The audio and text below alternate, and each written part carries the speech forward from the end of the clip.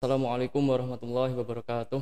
Waalaikumsalam warahmatullahi wabarakatuh. Alhamdulillah wakafa wassalatu wassalamu ala rasulillahil mustafa wa ala alihi wa sahbihi wa man ihtada amma ba'du. Kita berjumpa di acara podcast psikologi UMS. Kali ini kita bersama dengan teman-teman atau rekan-rekan dari Pusat Studi Psikologi Islam. Nah, kebetulan saya sendiri juga termasuk di dalamnya ya, di dalam Pusat Studi Psikologi Islam atau PSPI kita mengenalnya. Dan kekinian ya, untuk para pemirsa sekalian, pemirsa podcast psikologi yang nanti akan kita kupas, kita bahas bagaimana sudut pandang psikologi Islam ya, atau bagaimana sudut pandang psikologi ya dalam membaca tema itu atau fenomena tersebut. Nah, perkenalkan, saya Septian Wahyu Rahmanto, dipanggil Septian, dan saya bersama dengan Mas yang sudah bapak-bapak ya, kita panggil Mas aja ya, Mas Fajarudin. Nah, beliau ini juga bukan termasuk ya, salah satu yang mengetuai atau mengomandoi Pusat Studi Psikologi Islam atau PSPI, seperti itu. Nah, mungkin kita langsung mulai atau perkenalan dulu dari Mas Fajar mungkin. Iya, bismillahirrahmanirrahim. Nama saya Fajarudin, nama lengkapnya, panggilan Fajar. Kemudian saat ini saya adalah dosen psikologi di Fakultas Psikologi UMS. Saya juga lulusan dari King Saud University di Arab Saudi. Dan saya berasal dari Tangerang Selatan. Sempat beberapa tahun tinggal di Arab Saudi, jadi juga sempat beberapa kali menjadi petugas haji di Arab Saudi khusus untuk jamaah Indonesia. Begitu kira-kira, Mas. Oh, jadi salah satu pengalaman di Arab Saudi selain berkuliah itu ya, Mas ya? Iya, betul. Apakah ada yang lain? Nggak ada? Iya, banyak sebetulnya pengalaman, banyak, tapi ya?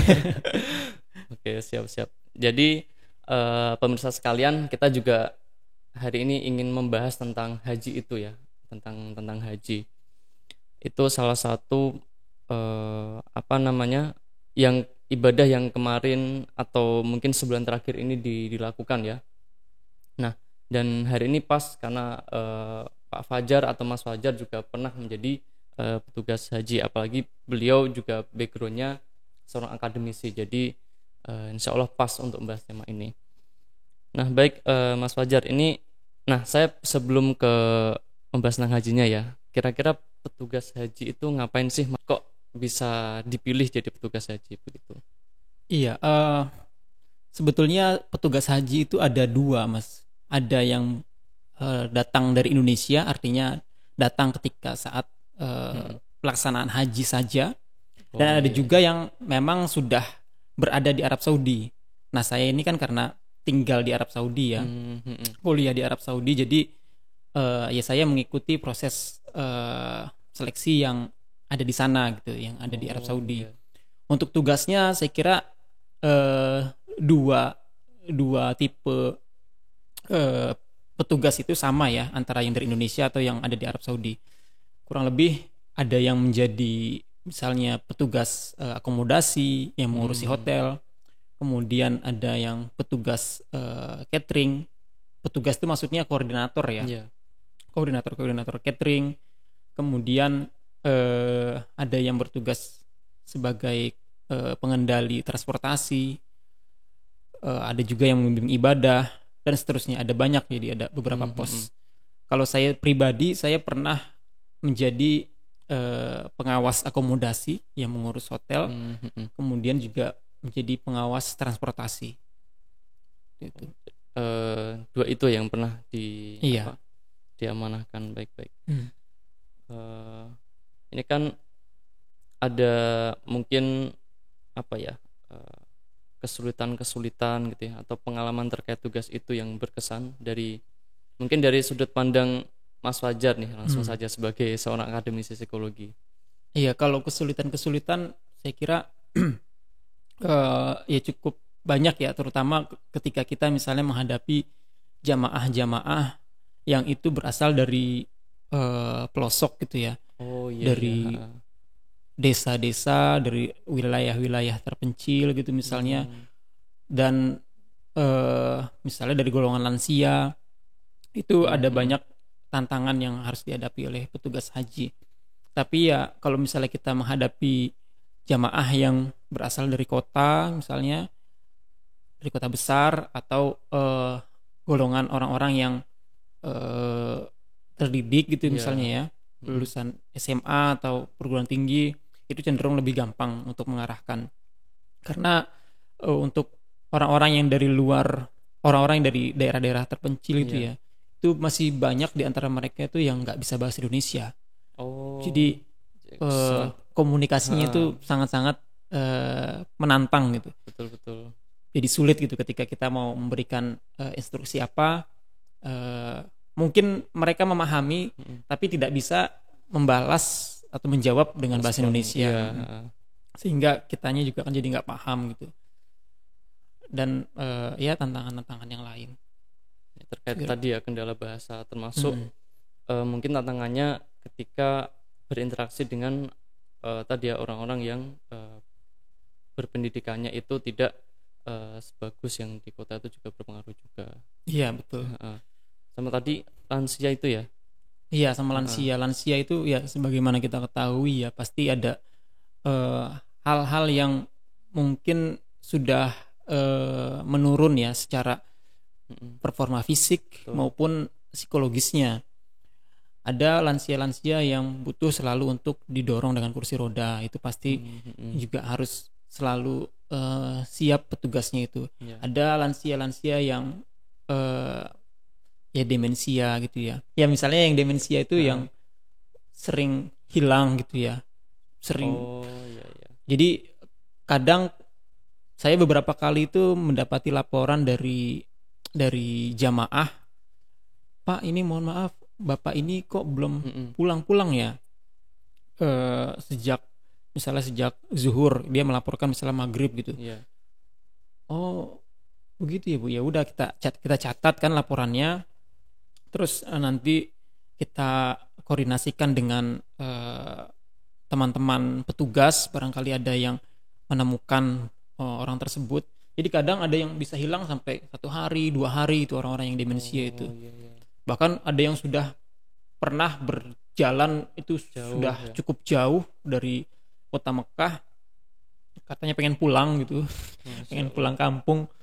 Eh, jadi ya kalau misalnya nggak ditemukan oleh petugas haji mungkin agak agak sulit gitu. Mm-mm. Jadi ya itu tantangannya untuk orang-orang yang lansia. Iya. Jadi ada dua ya. Kalau lansia ini ada yang fisik tadi ya, sama Mm-mm. secara psikologis tadi demensia termasuk ya. Iya betul. Ya kemarin juga sempat viral itu beritanya, masalahnya ada yang katanya sih terdiagnosis terindikasi demensia juga. Mm. Jadi sampai dia itu apa kalau nggak salah itu pengen pulang itu tadi ya. Dan Iya bahkan nggak sadar dia sedang berhaji. iya iya.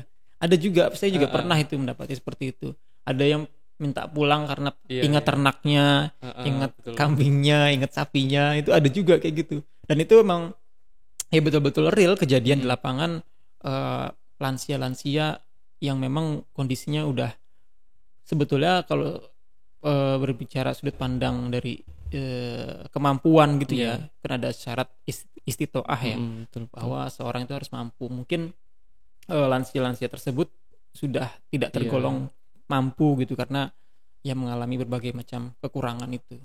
Karena mereka tadi nggak bisa sendirian ya, tetap harus diawasi. Iya betul. Dan ya mungkin ada screening nggak ya kayak gitu ya, karena kan kalau masalah kepikunan kan yang saya pahami, kepikunan itu alamiah ya, jadi dia Hmm. masih bisa mengingat, lupa-lupanya itu tapi dia masih bisa mengingat kembali. Hmm. Tapi kalau demensia itu memang agak berat, Hmm. cenderung jadi kalau lansia yang kepikunan itu dirinya yang apa yang susah kayak gitu, tapi kalau demensia yang susah itu justru orang lain kayak gitu tadi. Iya. Ya ada yang pikun, ada yang demensia. Mm-mm. Jadi kalau screening saya kira ada ya screeningnya itu Iya, iya. dari Kemenak. Tapi kadang Ya karena mereka sudah Ya membayar sudah itu terlalu ya, lama menunggu haknya kan. gitu kan ya.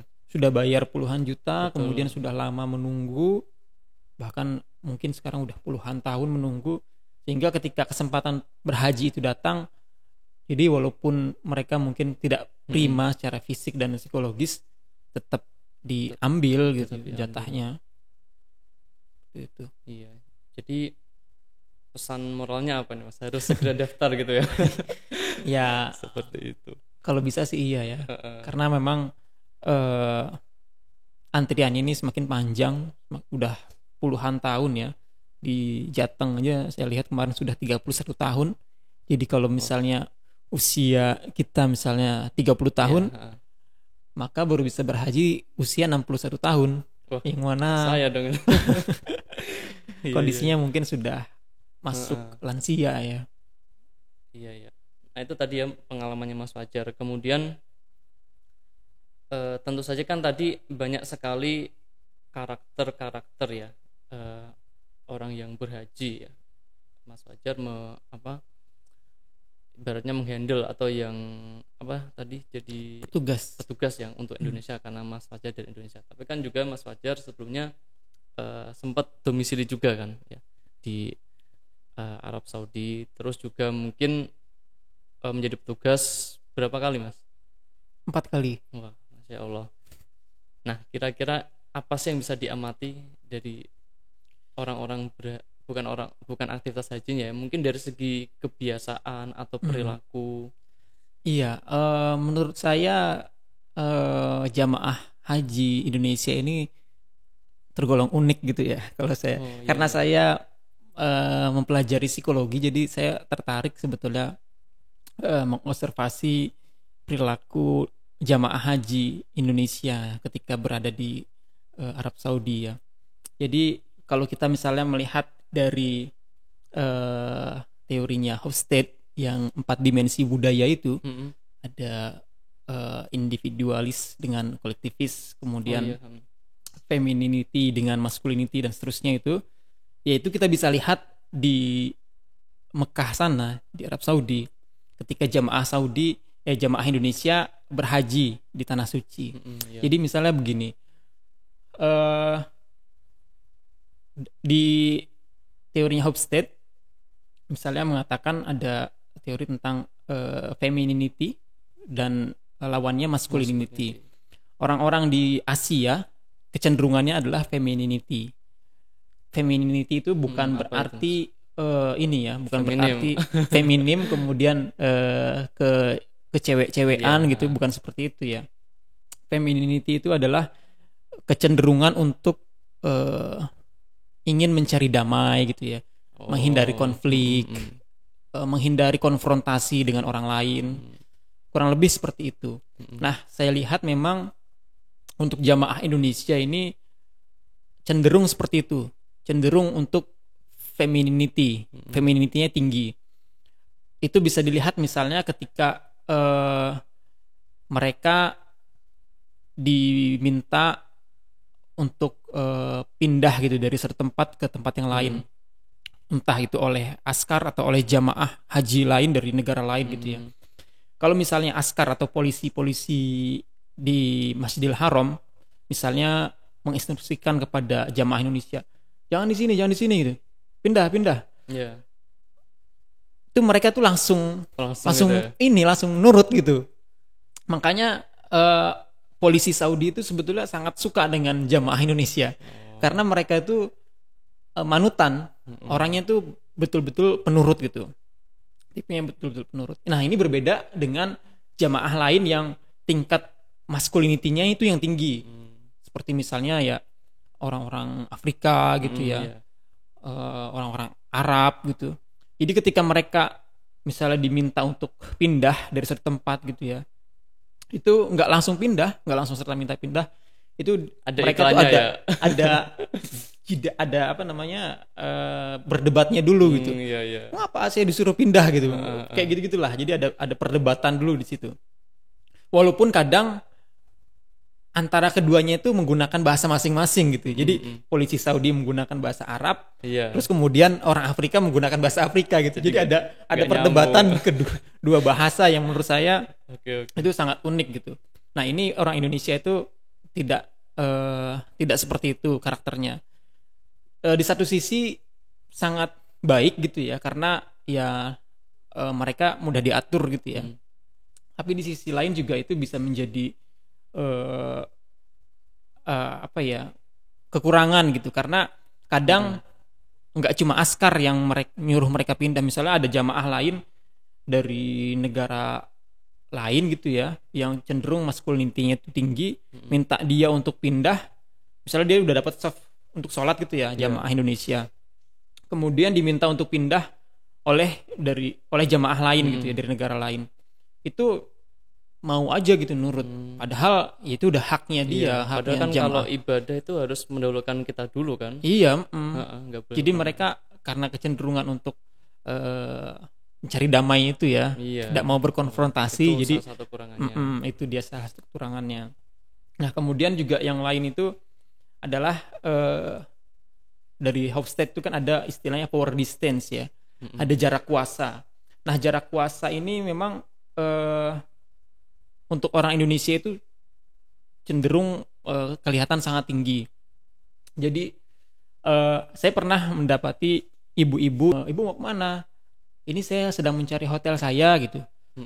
Terus hotelnya di mana? Saya tanya gitu kan. Terus saya tunjukkan hotelnya di mana gitu. Terus kenapa ibu nggak tanya petugas? Itu kan ada banyak petugas gitu. Saya takut Pak, dibilang kayak gitu. Loh, kenapa takut, orang itu petugas Indonesia kok gitu. Oh, padahal sama-sama Indonesia. Sama-sama Indonesia. Iya, saya takut itu.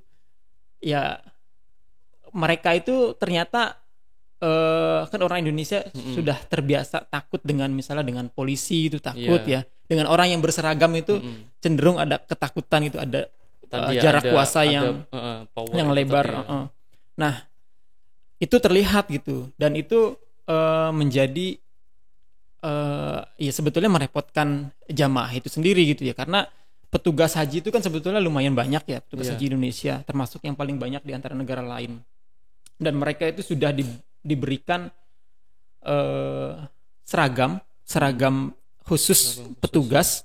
Harapannya ya supaya jamaah itu bisa mengenali petugas haji dan bisa ditanyain kebutuhannya apa gitu ya. Nah, ternyata seragam itu membuat mereka itu menjadi takut gitu justru untuk menanyakan dari teorinya tadi itu ya. Iya, menanyakan keperluannya itu. Ya, sehingga jangankan dengan bertanya dengan petugas lain atau misalnya polisi Saudi yang memang itu sudah betul-betul berbeda gitu ya, secara bahasa, kemudian juga tinggi badan dan seterusnya itu berbeda. Bertanya dengan petugas dari negara sendiri aja, mereka rumpun, satu takut bahasa gitu. Itu ya. Mereka takut. Nah, ini berkebalikan banget dengan negara-negara yang power distance-nya itu rendah gitu ya, tidak terlalu tinggi. Saya contohkan misalnya Turki ya. Saya beberapa kali itu sering didatangi oleh jamaah Turki yang kebetulan hotelnya itu selalu berdekatan dengan jamaah Indonesia. Sering didatangi jamaah Turki dan mereka bertanya, entah saya nggak ngerti ya pertanyaannya dengan bahasa Turki gitu, bla bla bla bla bla gitu. Salah satu bahasa yang susah. Iya lah, saya harus jawab apa gitu kan? Saya kan nggak ngerti bahasa. Seharusnya kan dia paham ya. Saya kelihatan dari kulitnya bajunya hitam, berbeda gitu ya. Kulit saya hitam, beda dengan orang Turki yang putih-putih. Hidung saya juga pesek, beda dengan orang Turki yang mancung-mancung gitu ya. Tapi kok kenapa saya ditanyakan pakai bahasa Turki gitu? Dan itu aja ya mereka ya. Iya, mereka pede aja gitu, santai aja bertanya kepada kami gitu, petugas Indonesia. Dan itu ya itu ya menjadi kelihatan gitu kan, jarak kuasanya itu tidak tinggi. Kemudian juga yang sangat kentara itu adalah individualis kolektivis. Orang Indonesia itu kemana-mana mesti berkelompok. Jadi mau gitu ya. Mau misalnya nih ya, contoh yang sangat sederhana, simple, dan sebetulnya sangat memudahkan bagi mereka sebetulnya. Ketika mereka datang ke hotel, pertama kali tiba di Mekah gitu ya, datang ke hotel, kemudian kan dibagikan kunci ya, kunci kamar. Nah, satu kamar itu kan diisi oleh 4 orang, 5 orang gitu kan. Itu walaupun mereka sudah dapat kunci, mereka itu nggak akan mau ke kamarnya sendirian gitu. Saya bilangin, Bu, nanti jamaah yang lain kami beritahukan untuk langsung ke atas gitu. Dia Gak nunggu mau, temennya. saya mau sama ini. Iya. Atau ada juga yang nunggu sama pasangannya gitu. Ini suami saya belum datang gitu. Atau nunggu dengan teman-teman kelompoknya gitu. Ini ibu ini belum pada datang gitu. Jadi padahal itu di dalam hotel gitu loh. Maksudnya nggak bakalan nyasar kemana-mana. Sekalinya nyasar paling beda lantai aja gitu loh. Yang maksudnya itu gampang untuk dicari gitu. Nah ini mereka nggak berani gitu. Apalagi kalau misalnya keluar gitu ke Masjidil Haram, ya mereka biasanya berkelompok gitu. Tapi ya memang nggak bisa dipukul rata. Ada juga orang-orang yang berani untuk pergi sendiri dan seterusnya. Itu ya menurut saya menarik sih karakter dari jamaah haji Indonesia itu berbeda dengan orang-orang lain gitu, negara-negara lain. Ya, tadi ada apa aja tadi Mas? Yang pertama ada femininity. Oh ya. Kemudian power distance, jarak kuasa, sama individu kolektivisnya itu. Sama individualis itu ya. Memang kan kalau di penelitian memang terkenalnya kalau di timur ya, termasuk Indonesia kan bagian timur itu kolektivis, komunal, bersama-sama. Iya.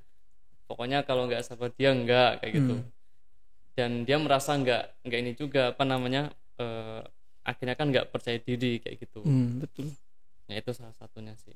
Ya mungkin bisa jadikan penelitian juga ya Mas ya. Iya mungkin. Terkait itu. Apakah kolektivitas itu hanya di Indonesia? Apakah ketika dia keluar dari Indonesia kayak gitu ya? Baik. Yang kemudian menurut Mas Fajar sendiri bagaimana sih memandang haji ini ya? Karena kan haji ini salah satu rukun Islam yang terakhir ya. Artinya tidak seperti yang lain yang itu mudah dilakukan ya dalam artian ya secara individual kayak gitu atau secara kelompok ya. Misalnya syahadat ya, kemudian sholat ya, puasa, zakat seperti itu. Nah, tapi kan ini diletakkan di akhir. Artinya butuh persiapan yang benar-benar harus disiapkan dari fisik tadi ya, saya bilang yang tadi Mas Fajar itu tadi ada yang lansia juga ya dengan segala kelebihan kemampuan dan dengan segala keterbatasannya yang itu sebenarnya nggak terkategori mampu seperti itu. Termasuk psikologis juga, mentalnya juga, bahkan nggak cuma dirinya sendiri tapi juga yang ditinggalkan, keluarganya, anak-anaknya seperti itu. Bahkan kalau ya qadarullah Allah memanggil dia untuk berhaji pada saat itu dan ternyata anak-anaknya itu belum disiapkan kan ya ini juga kan kasihan ya. Misalkan anaknya masih anak-anak atau SD seperti itu. Nah, ini kan pasti ada apa ya? Ada pesan yang tidak main-main ya seperti itu. Nah, tadi kita sudah membahas juga perilaku di ketika berhaji ya. Bukan terkait ibadahnya. Nah, terus kemudian terkait haji ini kan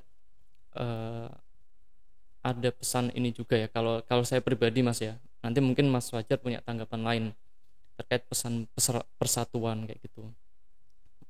Bahasanya dalam sebuah dalil dikatakan innamal mu'minuna ikhwatun, seperti itu. Jadi setiap seorang muslim itu adalah ikhwah, bersaudara kan, seperti itu. Jadi apalagi mereka ini nggak cuma satu Indonesia, satu negeri, tapi juga dengan yang lainnya ya, dengan negeri-negeri yang lain, negeri-negeri muslim yang lain. Nah, itu salah satu pesan yang saya tangkap, yaitu pesan persatuan ya. Jadi mereka bisa lebih memahami, mereka lebih bisa dekat ya, dan melihat ya kita itu sama gitu loh. Meskipun kita berbeda warna kulit, berbeda bahasa tadi bahkan ya, nggak mudeng ya, beda bahasa, tapi ya sudah, kita saling melebur, membaur seperti itu. Nah, kalau menurut Mas Fajar gimana pesan yang Mas Fajar dapat, apalagi mereka ini kan sudah pulang ya Mas ya, berarti ya haji ya. sudah Sebagian pada pulang. sebagian sudah pulang. Sebagian ya. Nah, kira-kira apa yang Mas Fajar bisa ambil dari pelaksanaan ibadah haji ini dari sisi psikologisnya? Iya, haji ini memang istimewa ya, diletakkan di akhir dari rukun Islam. Dan memang juga selain istimewa persiapannya, karena balasan-balasannya juga adalah istimewa. Hajjul mabrur laisa lahul jaza illal jannah. Haji yang mabrur tidak diberikan balasan kecuali surga. Nah, oleh karena itu memang ada banyak sebetulnya yang bisa diambil hikmah ya dari pelaksanaan haji ini. Tadi misalnya Mas Septian sudah mention tentang persatuan ya. Memang kalau kita lihat di sana itu betul-betul terasa gitulah persatuannya, karena satu pelaksanaan haji itu minimal 2 juta orang berkumpul di Masjidil Haram, dan itu dari berbagai macam negara gitu ya, dan semua melaksanakan ibadah yang sama dengan niat yang sama. Dan kalau kita lihat sebetulnya dari sejarah gitu ya, bahwa pelaksanaan haji ini sebetulnya bukan hanya pelaksanaan menunaikan rukun Islam kelima saja di Indonesia ya, terutama karena sebetulnya ada banyak hal yang dilakukan oleh jamaah haji di sana. Entah itu misalnya belajar gitu ya, menghadiri majelis ilmu, karena mereka di sana itu kan cuma haji saja kayak iya, gitu ya. betul. Di jeda-jeda itu mereka betul. ada aktivitas. Jadi di sana itu kan kalau untuk haji reguler itu 40 hari ya. Sedangkan untuk jamaah haji yang zaman dulu ketika zaman penjajahan misalnya, kolonialisme, itu bisa berbulan-bulan berada di Mekah. Dan mereka itu nggak hanya melaksanakan kegiatan ibadah semata gitu. Ya mereka juga menghadiri majelis ilmu misalnya, kemudian juga berniaga bahkan melakukan perdagangan, kemudian juga ya ziarah gitu ya ke berbagai macam tempat. Dan itu ya banyak manfaatnya. Selain ketika mereka pulang gitu ya, pulang ke tanah air, selain mendapatkan kesolehan pribadi, artinya mungkin secara spiritual well-being-nya meningkat gitu ya, tapi mereka juga bisa menjadi penggerak di masyarakat gitu. Jadi kalau kita perhatikan sejarah misalnya, salah satu alasan mengapa ada gelar haji di Indonesia gitu ya dibandingkan di negara lain, misalnya di Arab Saudi itu nggak ada ya kayak gitu, nggak dipanggil orang yang sudah berhaji itu, nggak dipanggil haji gitu, Haji Septian misalnya gitu, nggak ada panggilannya seperti itu. Saya rasa mungkin cuma di Indonesia atau sama di Malaysia mungkin. Jadi salah satu alasannya adalah karena ternyata gelar haji ini menjadi salah satu penanda dari penjajah Belanda untuk melihat pergerakan alumni-alumni haji, orang-orang yang sudah berhaji. Karena pada zaman penjajahan waktu itu, alumni-alumni atau orang-orang yang sudah berhaji itu memiliki semangat yang kuat untuk melakukan perubahan.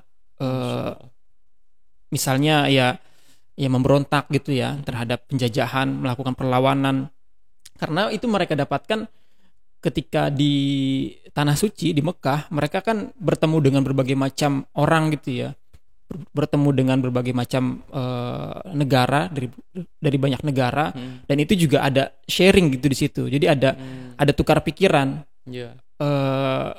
tentang misalnya pergerakan di Mesir seperti apa, pergerakan di negara-negara lain seperti apa, dan itu semangat itu kemudian dibawa ke Indonesia. Karena juga kan di Arab Saudi juga sebetulnya ada ulama-ulama Indonesia yang mengajar di Arab Saudi gitu ya.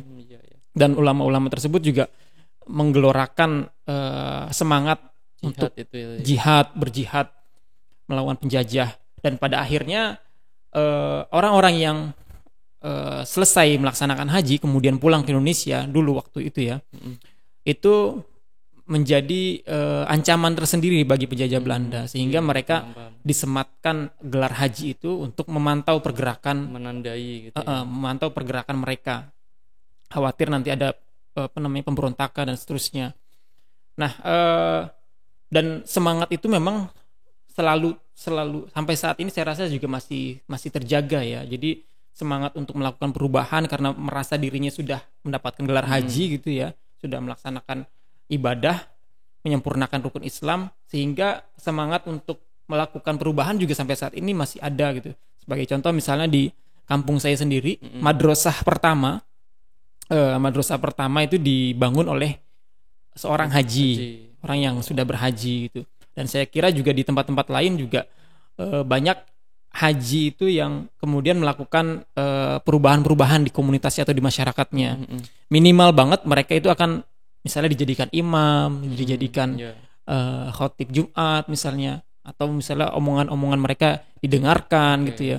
Dan mereka tentunya orang yang sudah berhaji juga pastinya kan akan menjaga diri mereka ya dari perbuatan-perbuatan yang tercela, perbuatan-perbuatan dosa yang itu tentunya akan membuat mereka malu gitu ketika misalnya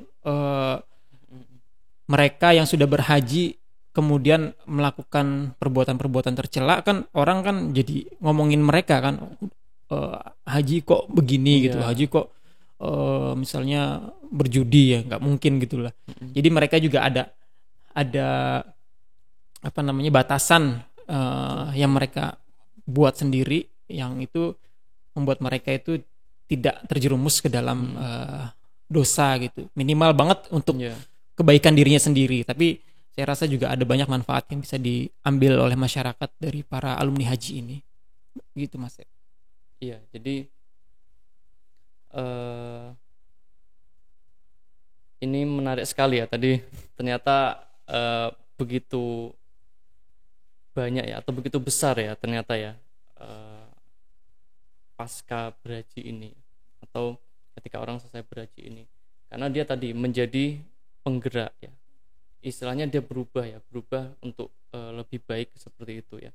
Dan itu memang ibaratnya ya setelah selesai dari madrasah hajinya ini ya, yang dia nggak cuma berhaji tadi kalau kata Mas Fajar, tapi juga aktivitas yang lainnya ya, thalabul ilmi dan sebagainya, sehingga dia pulang itu jadi bukan sesuatu, jadi individu yang baru ya.